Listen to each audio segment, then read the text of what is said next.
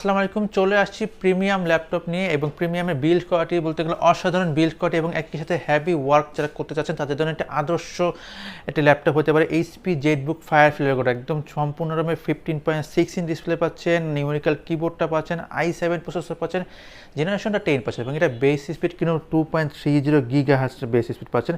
এই দেখেন 2.30 বেস স্পিডে গিগাহার্টজ, এটা বেস স্পিড এবং এটা যখন কাজ করবেন তখন টার্বো সেটা ডাবলের অলমোস্ট চলে যাবে এবং 16 GB র্যাম রয়েছে, 512 GB M.2 NVMe SSD রয়েছে,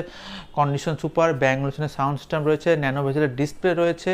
এবং এটা ওয়ার্ক স্টেশন বা সার্ভার পিসি বলা হয়ে থাকে। আপনি 24 ঘন্টা, 48 ঘন্টা, 72 ঘন্টা হোক, আরও বেশি হোক, আপনি নন স্টপ ইউজ করতে পারেন অফ না করে এবং এটার মধ্যে যে কোনো রকমের কাজ হচ্ছে, যত ভারী ভারী প্রেশার কাজ দিতে পারছেন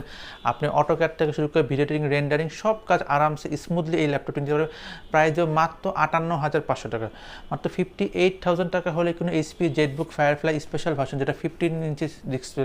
সেটা পাচ্ছেন ল্যাপটপ অলরেডিতে।